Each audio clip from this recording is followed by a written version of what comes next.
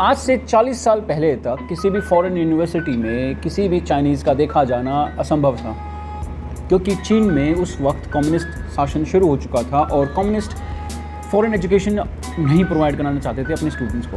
उनको लगता था कि अगर हमारा बच्चा बाहर किसी मुल्क में पढ़ने गया तो वो ब्रेन वॉश होकर वापस आएगा, वो कैपिटलिस्ट स्ट्रक्चर में ढल चुका होगा। इसी ब्रेन वॉशिंग से बचाने के लिए चीनियों ने हमेशा फॉरेन एजुकेशन का बहिष्कार किया।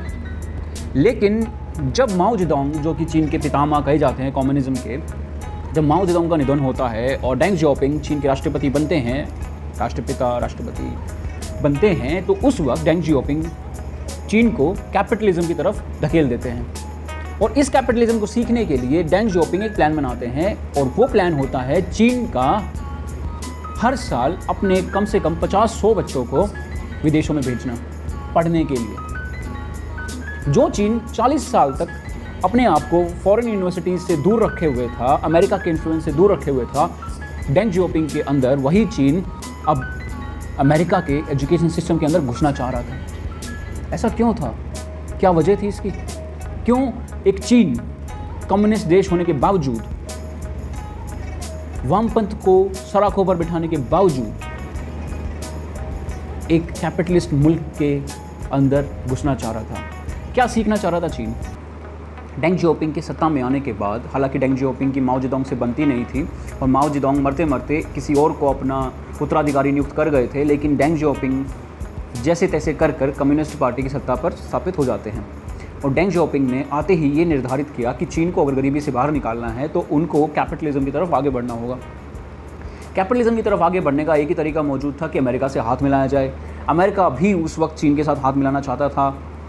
अब इस उधेड़बुन में डेंग जियाओपिंग ने रिचर्ड निक्सन की तरफ अपना हाथ बढ़ाया, जो कि उस वक्त अमेरिका के राष्ट्रपति थे, और रिचर्ड निक्सन ने भरपूर साथ देते हुए चीन की तरफ अपने हाथ बढ़ा दिए।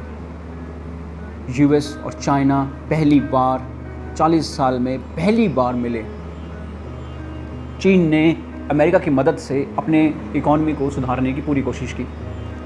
उस वक्त एक फेमस कहावत थी कि जब रिचर्ड निक्सन से डेंग जियाओपिंग ने पूछा कि हम अगर अपने स्टूडेंट्स को आपके यहाँ पढ़ने के लिए भेजें तो कितने स्टूडेंट्स को हम भेज सकते हैं, रिचर्ड निक्सन का जवाब था as many as you can, as many as you want. जितने स्टूडेंट आप भेजना चाहें उतने भेज दें। शुरुआत में मैंने आपको बताया था कि कैसे कम्युनिस्ट चाइना पहले अपने विद्यार्थियों को भेजना नहीं चाहता था किसी भी विदेशी विश्वविद्यालय में। बच्चा पार्टी चुप। लेकिन गरीबी और वक्त की नज़ाकत को देखते हुए डेंग जियाओपिंग ने आखिरकार चीन की उस जिद को त्याग दिया और ये डिसाइड किया कि हम आज के बाद अपने स्टूडेंट्स को हर साल पढ़ने के लिए भेजेंगे सरकारी खर्चे पर। शुरुआत में पहले साल सिर्फ 52 बच्चों को चीन ने पढ़ने के लिए भेजा। क्यों? क्योंकि उस वक्त चीन के अंदर किसी को अंग्रेज़ी आती नहीं थी और कोई विदेशी भाषा भी नहीं आती थी, ताकि वो अपने बच्चों को बाहर भेज सकें। वो पढ़ कैसे पाएंगे, कम्युनिकेट कैसे कर पाएंगे? तो पूरे चीन में उस वक्त सिर्फ 52 बच्चों को सिलेक्ट किया गया जो चीन के खर्चे पर विदेशों में पढ़ने जाते। जब वो 52 बच्चे वहाँ पढ़ लिख गए, वहाँ उन्होंने आगे पढ़ाई की, पोस्ट ग्रेड किया, ग्रेजुएशन किया। उसके बाद जब वो अपने देश आए तो उन्होंने आकर एक नई तरीके की तस्वीर दुनिया की चाइना के सामने रखी, चाइना के लोगों के सामने रखी। उसके बाद हर साल दर साल ये नंबर बढ़ता गया। हर साल आज भी चीन दुनिया भर में अपने स्टूडेंट्स एक्सपोर्ट करता है। जी हाँ, चाइना अपने स्टूडेंट्स एक्सपोर्ट करता है। अमेरिका की जीडीपी में चीनी स्टूडेंट्स के योगदान को आप कुछ इस तरीके से आंक सकते हैं कि अमेरिका की जीडीपी में, बच्चा पार्टी चुप फिर से, कि चीनी विद्यार्थियों का अमेरिका की जीडीपी में $15 बिलियन के आसपास का योगदान रहता है। हर साल $15 बिलियन चीनी विद्यार्थी जो चीन से अमेरिका पढ़ने जाते हैं वो अमेरिका की जीडीपी में योगदान देते हैं। 3.5 लाख बच्चे आज अमेरिका की यूनिवर्सिटीज़ में पढ़ाई कर रहे हैं। पूरी दुनिया में करीबन 10 लाख के आसपास चीनी विद्यार्थी मौजूद हैं। उसमें ब्रिटेन भी मौजूद है, जर्मनी भी मौजूद है, ऑस्ट्रेलिया सबसे ज़्यादा इंपॉर्टेंट है, न्यूजीलैंड सबसे ज़्यादा इंपॉर्टेंट है। इन मुल्कों में आज चीनी विद्यार्थी बढ़ चढ़कर पढ़ाई कर रहे हैं। लेकिन चीन दरअसल इनसे चाहता क्या है? चीन अपने स्टूडेंट्स को जानबूझकर दूसरी फॉरेन यूनिवर्सिटीज़ में क्यों भेज रहा है, उनके हाथों में डॉलर थमाकर? ऐसा क्या चाहिए था चीन को दुनिया से? चीन को चाहिए थी वो विदेशी तकनीक जो चीन के पास नहीं थी। हम सब ने बचपन में चीनी स्मार्टफोन्स यूज़ किए हैं, चीनी वो डब्बे जो चाइनीज़ फ़ोन आते थे जिनका हम मजाक उड़ाते थे। दरअसल वो फ़ोन्स और वो उस टाइम के चीनी गैजेट्स चीन की उस घटिया तरकीब और तकनीक का नुमाइश थी। चीन उस वक्त उन अपनी जो टेक्नोलॉजी थी उसको ट्रांजिशन में ला रहा था, सीख रहा था। जब हम मजाक उड़ाने में व्यस्त थे चीनी टेक्नोलॉजी का, उस वक्त चीन सीख रहा था। वो दुनिया के लिए अपने गैजेट बना के बेचता था। फ़िलिप्स के लिए मैन्युफैक्चरिंग, चाहे एप्पल की मैन्युफैक्चरिंग हो, चाहे सैमसंग की मैन्युफैक्चरिंग हो, दुनिया की सारी मैन्युफैक्चरिंग चीन में हो रही थी। इस चीज़ से सीखते चीन ने अपनी खुद की बड़ी बड़ी कंपनियां खड़ी कर मारी। आज दुनिया की सबसे बड़ी स्मार्टफोन कंपनीज़ में से चीन की सबसे ज़्यादा स्मार्टफोन कंपनीज़ हैं। यही नतीजा है कि चीन ने जो विद्यार्थियों को 1970 में भेजना शुरू किया अमेरिका के अंदर, वही बच्चे जब वापस लौट कर अपने मुल्क गए तो उन्होंने अपने देश में बढ़ चढ़ कर आविष्कार किए। उन्होंने एप्पल को कॉपी मार दिया, उन्होंने रोल्स रॉयस को कॉपी मार दिया, उन्होंने जैगुआर को कॉपी मार दिया, उन्होंने सैमसंग को कॉपी मार दिया।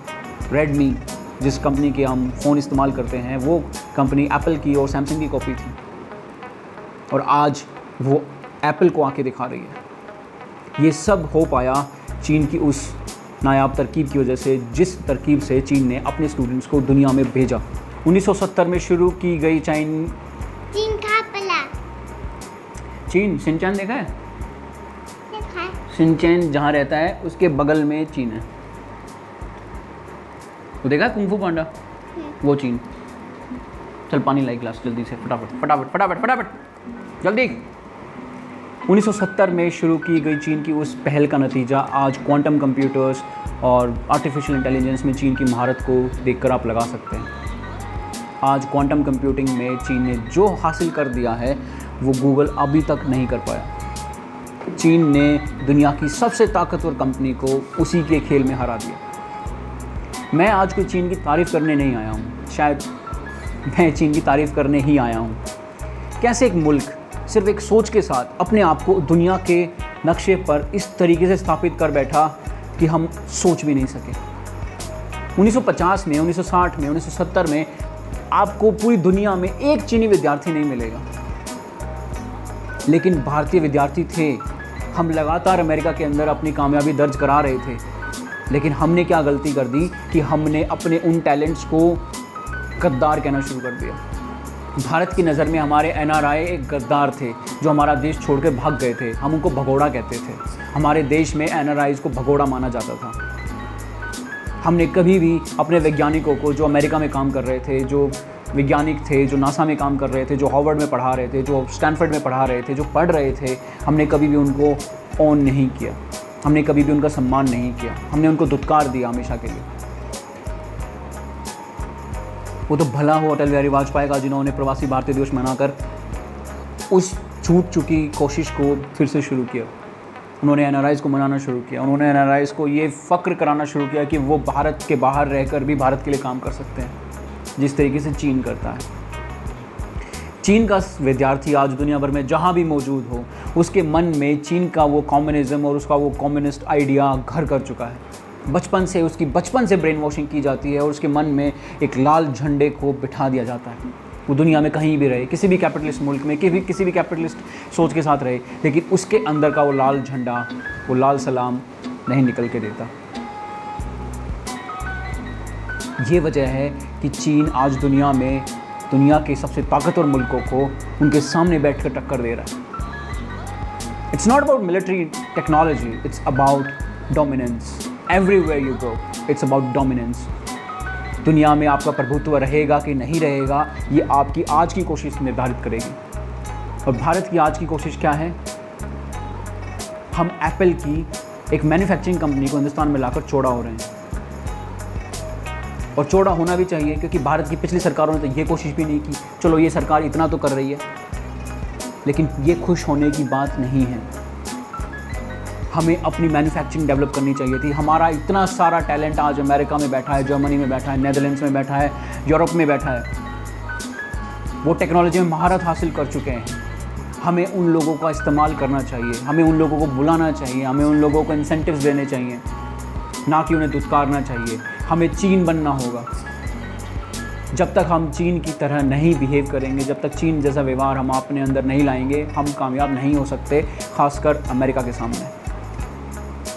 जय हिंद।